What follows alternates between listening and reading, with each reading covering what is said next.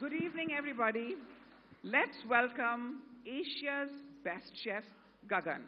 Asia's best restaurant, Gaggan. A big hand for him, please. Yay. And you were just watching these clips from Asia's 50 Best Restaurant Awards in Singapore 4 or 5 days ago. But these clips have not conveyed even 1/1,000,000th of the excitement, the absolute fabulous applause for him. And these are the most prestigious of restaurant awards, as he said in that clip, Oscars. And here, they were not just Asian chefs, but also Michelin-starred chefs from Paris who flew down for it, from New York, from Peru. And as chairperson of the Indian subcontinent, I was thrilled that he edged out all the great the great Japanese maestros and came right on top as king. So big hand for him again, please. Yay! And just to tell you that his restaurant is also 17th on the world's best list. Now, there are several reasons for this, of course, but I have a theory. I think that what our young man over here has done is that he has cracked the scientific code of the flavor of seduction.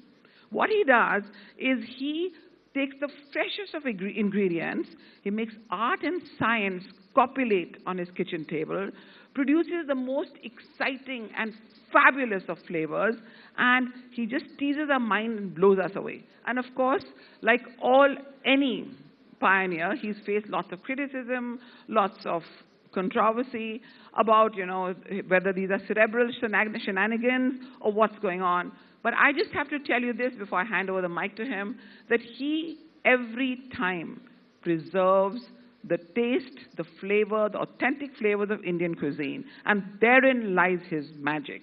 He does what he he doesn't like to call it molecular gastronomy. He does what he calls progressive Indian cuisine. So then, I'm going to hand over the mic to this 35-year-old ponytail genius, born in Calcutta, moved to Bangkok, and went on to conquer the world. Is he a culinary rock star? He likes drumming. Is he a mad scientist? Is he an impresario? Is he a creative artist? Over to Gaggan. Gaggan, take over and tell us what you are. Hi, guys. If I fumble, speak something wrong, I won't abuse, I promise that. But I'm nervous because this is my home ground. This is India. And if I go wrong here, I go wrong with 1 billion people. So I don't know. I mean, when they told me to come here, I was so scared. I mean, I can't. This is national TV live. My mom is actually so curious. She's watching from yesterday when my son will come on TV. So she's like almost 24 hours on TV. So I don't want to tell you much about Gaggan. I'll show you videos, because if I talk too much and not give you food, you will hate me. So I have 30 minutes, and I promise I will stick to Bangkok Standard Time, not Indian Standard Time. And let's start with a small video showing what is Gaggan.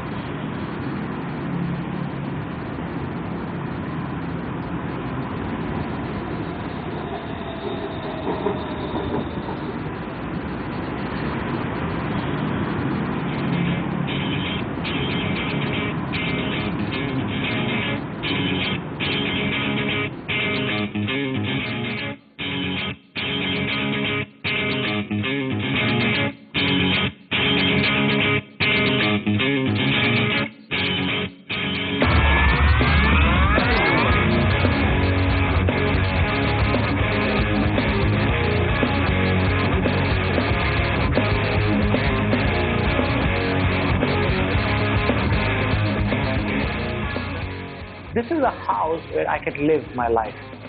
Now people, when they come to the restaurant, they feel like they're coming to my home. So the service is very casual, friendly, and the only thing we really seriously and we keep the intensity is on the food itself, because that is what matters.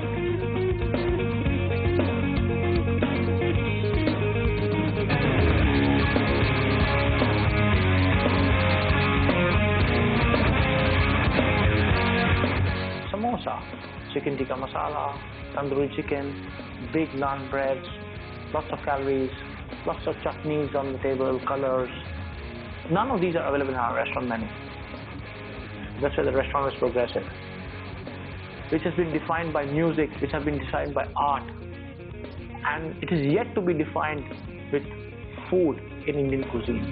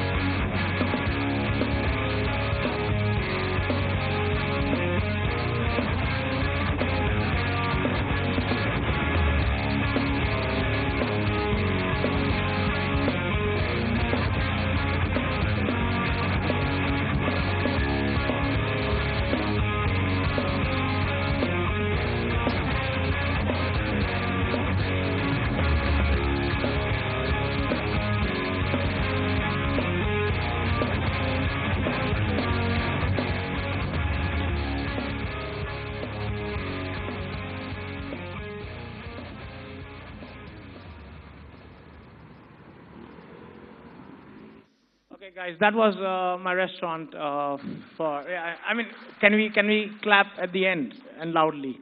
But let's reserve this clap for the final thing. But yeah. Gaggan, I find it really interesting.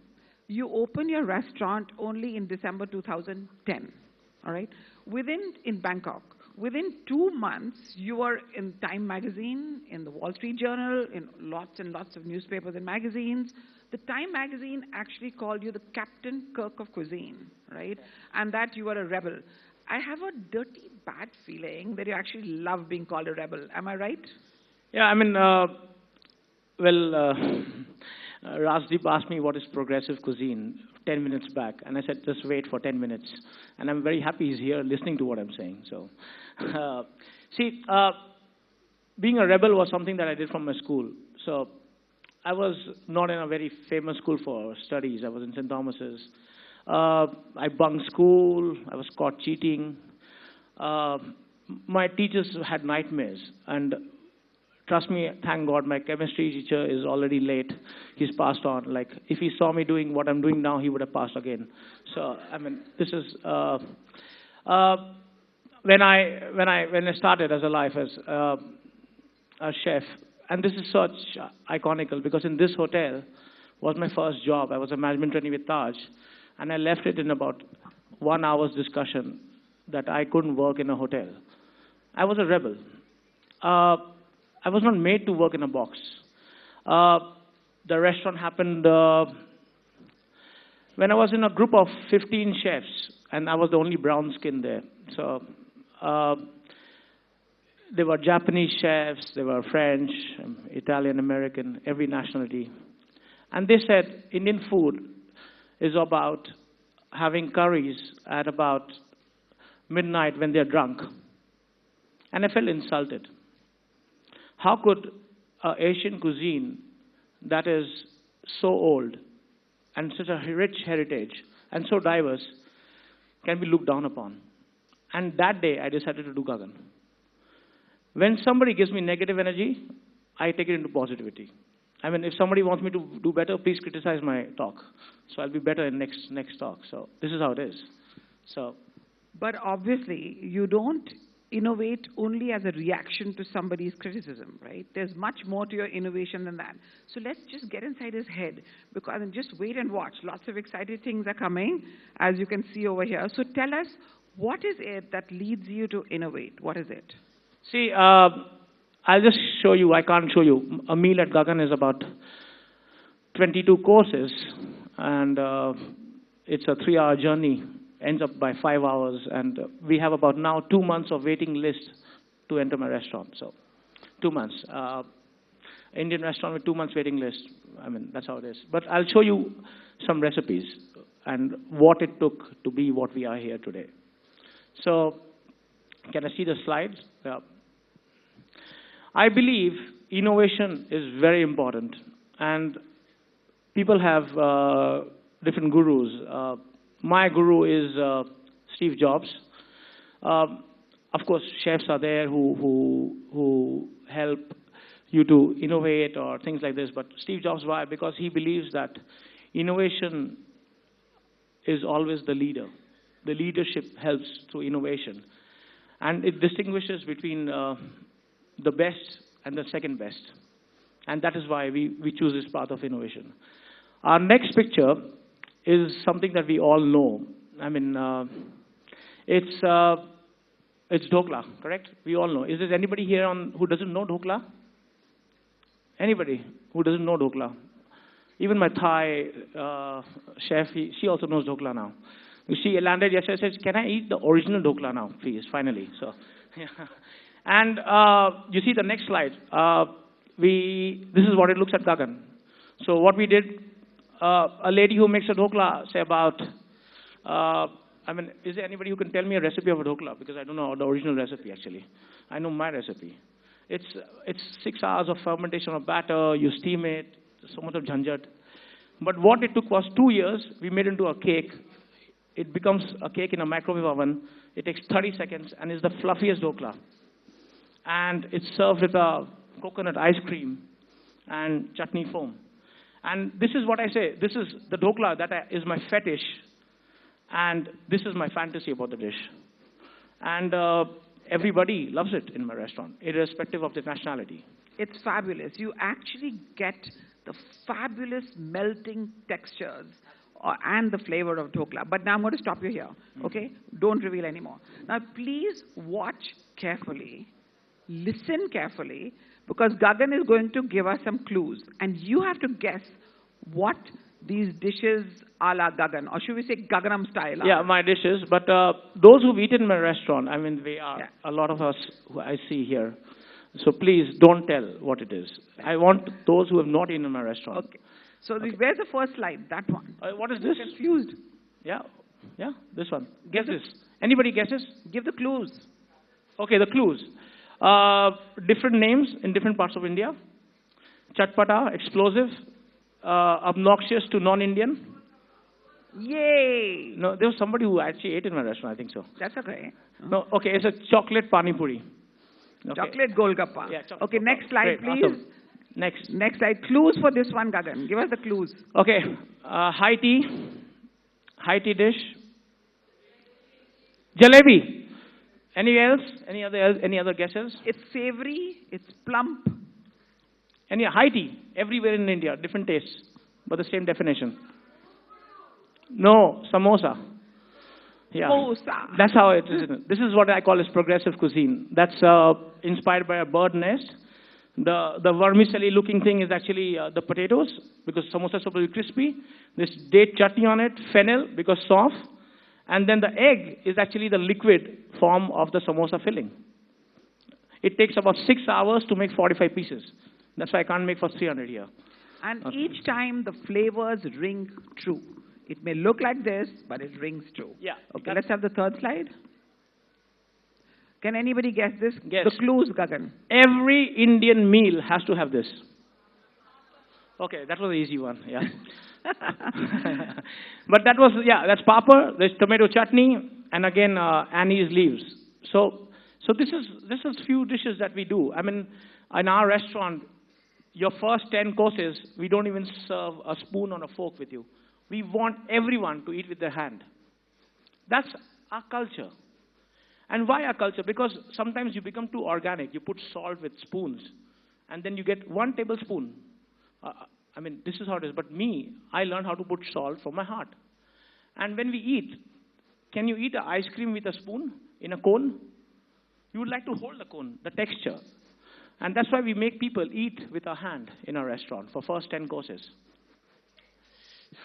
First 10. And then another 12 is following. So, yeah. Okay, just a quick thing before we go into actually watching how this maestro transforms the fabulous chatpata papri chaat into a quivering blob. Can we have the image of that? But before we do that, I'd just like to say a few things. The thing is that global gastronomy in different cuisines keeps evolving. I'm not going to give a bhashan on that. But Indian cuisine, for some reason, remained frozen in time and place for several years. Now there are a few chefs who are tinkering with it in London. A few in India have started kind of working around it and evolving it. To Gaggan goes the credit for actually taking Indian cuisine to another level, for infusing it with science, yet sticking to the flavors. Gaggan, you worked with Ferran Adrià, the great Spanish wizard, you know, who was known for all his mind-blowing innovations. So tell us a bit, you worked with him before we actually demonstrate. See, Ferran was the biggest change. 2007, when I went to Bangkok, I saw this change in gastronomy. There's a chef called Ferran Adrià, El Bulli, world's #1 restaurant for consecutive 3 years. And he was changing cuisine. He was taking from France the gastronomic tourism to Spain. And when I saw what he was doing, and when I was reading what he was doing, I thought we had a direct connection to Indian cuisine. What they call as foam, we call that lassi. Or a jhag on a chai, or a coffee, the way we make in filter coffee in South India. What they call as deep frying or dehydrating, suppose. That is what we do in our grandmothers. We put it in the sun, and the pollution makes it tasty. Yeah, so I mean, it was there. There was a lot of sense. That's why this cuisine really excelled in the last 4 years. So when I was there, he told me that innovate, understand, and reflect and change your cuisine. Don't copy what we've done. And that was my message from my Pope. It was my commitment. And that is what I have done and been doing. And that is what we will be doing in Gaggan. And here we'll demonstrate you something because, as we say, food is seductive. It's very seductive. You all are listening to me without even eating. So thank you for listening, but it is seductive, and I'm going to show you and not give you. Okay, because I want, like, there are about 300 people, and I have 300 new customers. So I want you to travel to Bangkok, but how do I make you sit down? So, and we'll show you a video right now, because we are playful. So please see this video. I know who he is. He is the master of everything he can see. But who am I? This girl who cooks and cleans and dreams.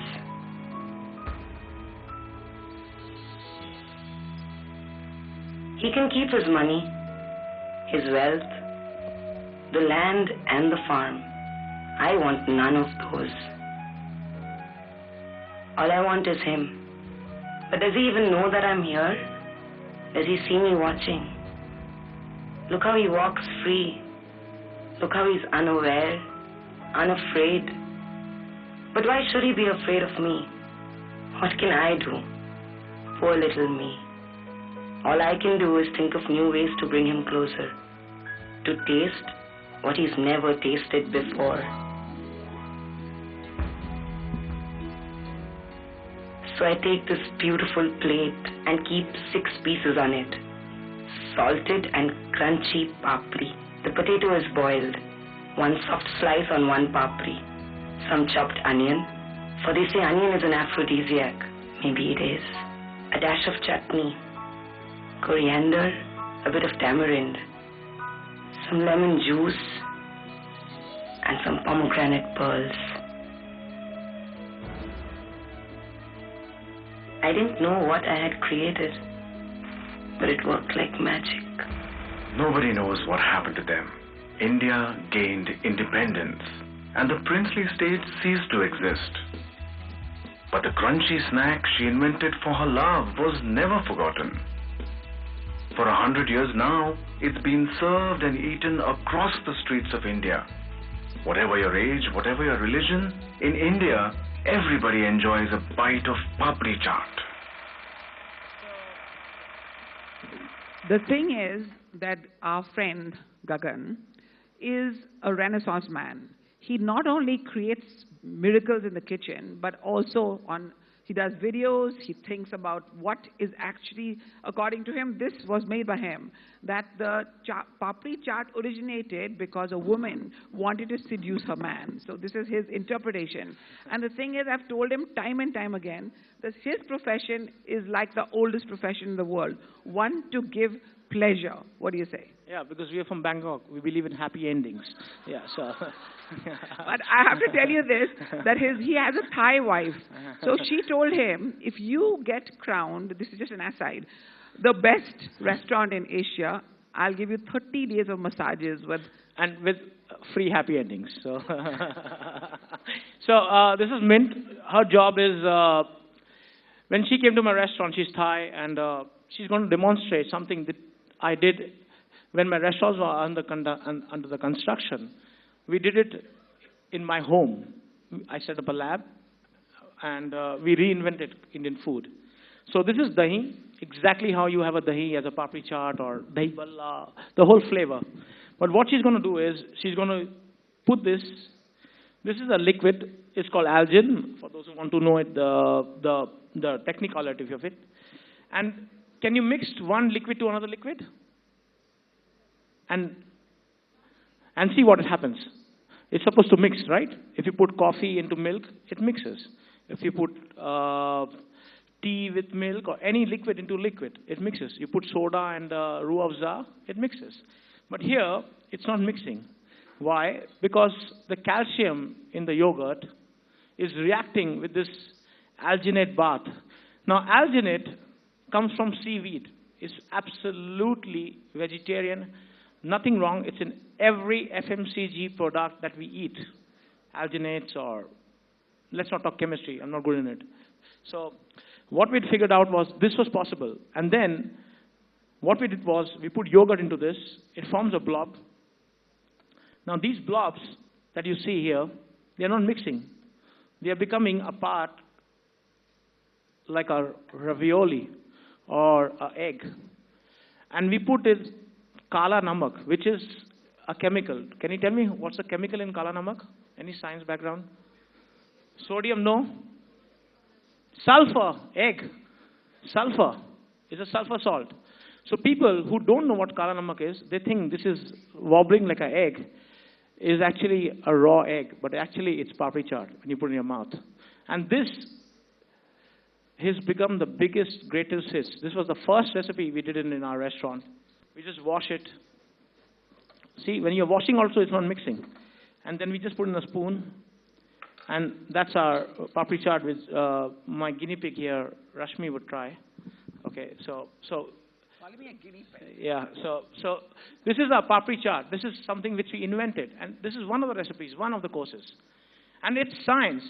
It's absolutely science. But in the mouth, I mean, I paid her extra to say good things about it. So, no, but it explodes with the lovely, not just the flavors, even the fragrance of papri chaat, but somewhere, even though it's a quivering blob, it has that texture of papri. I don't know how he managed to do that, which actually comes through as a flavor. It's quite amazing. See, the question was to invent, how do I give 22 courses related to India or Indian cuisine, and then make it light? If I give you a plate of papri chaat, you'll end up having a brick in your stomach by 20 courses.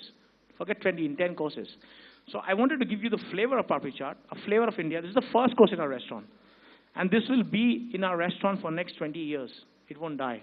It's quite amazing. Yeah. Can we keep some here for anybody who wants to taste after, who wants to look at it after the... Yeah, we can, absolutely. So we can keep those. Yeah. We'll auction them. God. Okay, so while she's doing this, I just want to ask you another question. You know, you have a lot of very exciting inspiration which comes to you, right? This guy is a drummer. He loves Pink Floyd. In fact, his new dish which is coming, he's going to tell us about it. Just tell us. See, why progressive? Because I listen to progressive rock. And when people say, what is the word progressive? If you Google the word progressive, the meanings are step by step moving forward, taking something to an advanced stage. And of course, I didn't want it to write fine Indian cuisine, molecular. I couldn't say that. I couldn't see molecules. So I wanted to define the cuisine. That's why one of my next dishes, which is a courtesy to this country, because when I was cooking here last year, there was a ban on foie gras. So I figured out that something from India could taste better than foie gras. And we figured out it was goat brain, bheja fry. And we cook it like a foie gras. So our next dish, in our next menu, which I will not show you, but I'll tell you, is all about inspiration. And we call it brain damage, which is a macaroon of bheja. Okay, it's a macaroon of a bheja. So we have, it's very Indian, and I call it an Indian foie gras. And every chef, Michelin starred, any chef that you know about, is curious about this dish. We've presented India. We're not, you know, the problem in India is, they ask me, why you are not so famous with the cuisine that you have? Because we are feeding ourselves. We are too hungry. We don't care about the world. We're not we're not good in marketing our own stuff, because we are too, it's like, you know, we don't care about the world. We get our bheja fry. If I start sharing it, we won't get it also. That is the reality. So yeah, but see, his inspiration is not just from drummers and rock stars. He even gets inspiration on the streets, with street food, with what we in Bombay at least call chakna, which is the, you know, like all the sing chana and all. You want to tell us about that inspiration and how he's actually going to get you to have a look at it? One of the inspirations is a short story. Can we distribute? Yeah. I'll share you a story. These are my family. I mean, we are about 47 of us serving 50 people in our restaurant, and only 50, yeah? We go to 60 sometimes. That's why we are so booked. We were, after service in Bangkok, you can go and eat out and drink beer or whatever you want. So we were at the streets eating Thai food, seafood. Night 2 o'clock. An Indian came, an Indian origin person came, and he started selling us nuts. And that's a common thing in Bangkok. And I wondered that this Indian connection that is available in Bangkok streets and nobody even noticed about it. So we thought, let's inspire our lives. We created something. Now something that is being served to you is a plastic bag. Don't tear it, don't tear it, don't eat it, don't tear it, don't do anything to it. The plastic bag is edible. It's absolutely edible. When you put it in your mouth, the plastic dissolves. Don't ask me the recipe, because I want to sell the books later in my life. So I can't give you the recipe right now. But it's a plastic bag you put in your mouth, and the moment you put it in your mouth, the plastic bag dissolves and you start biting the nuts. You can try whenever you want. You want to take it home, you want to do here, it's up to you. But that is my inspiration. And that is what inspiration is all about. It's about your travels. It can be tomorrow's breakfast, maybe, or the street vendor that I go to, or my trip to Japan, anywhere, or what my mom cooked yesterday. It's just transforming your information to a plate. So I just want to tell you that last night, I Instagrammed and tweeted and asked people what questions do they want me to ask Gaggan, right? He wants to pop this into my mouth. So can everybody try it? Yeah, you can try. Okay. I mean, and by the way, this is plastic. I hope you all are insured. So yeah. So I don't know. I mean, just put it in your mouth. I'm not eating. Yeah. Go ahead, try it. It's perfectly safe and it's not plastic. Don't listen to him. So I asked people on Twitter and Instagram that, do you have any questions for Gaggan? I got flooded with questions from all over the country, some across the world, and there was only one question which came through for him. Can anybody guess what that question was? Anybody? No guesses? What? Oh, no. I'm saying the question which came on Instagram and Twitter to him. Oh, no. The question which came to him was through lots and lots of people, the same question, which is, when, dear Gaggan, are you opening in India? When are you setting up in India? Yeah, so now I'm going to ask him that question on behalf of everybody. Okay, when are you setting up? As we speak, yesterday I was actually at a place. I will not reveal which city. There was a lot of speculation that we are coming to Bangkok, we're coming to India, we're coming to India. But yesterday I was at a place, we were almost finalizing a deal. Because everybody thinks that Indian living in Bangkok, we are doing wonders. Maybe in India he won't survive. I think that is the challenge I take. I got to do something and play in my own home ground. So we're going to do a restaurant this year. I won't tell you which city. Maybe, I don't know. Wait. I need the clap later. But I'm going to do a restaurant. And why I want to do is because I'm not going to put my ego or my name or my brand and make it at a very price-effective restaurant, bistro style. It's got nothing to do with what Gaggan is today, because we're going to progress there. But it's a gift that I want to give back to my country to inspire other chefs, because I want the next Indian chef who beats me has to come from India itself. Yay! And now, since he's decided to open a restaurant in India, I have got for him a special gift from on behalf of all of us and me. It's very, very special. We are going to hand it over to him. It's very special for two reasons. It's a Ganpati wearing a chef's toque. And it's very special. He won't find it again. It's as special as he is, because my mother has made it specially for him out of love. So here's the Ganpati, the god of new beginnings. We wish you all the best. And because we're running short of time, we're not taking any questions. But if there's any questions, anybody wants to have a look at this, taste it, we'll do it outside. Am I right? Thank you, guys. Thank you. Big hand for him, please. Big hand. Thank you so much. May I call upon Dinesh Bhatia, Group CEO of the India Today Group, to come up on stage and present a small token of our appreciation to the Master Chef here.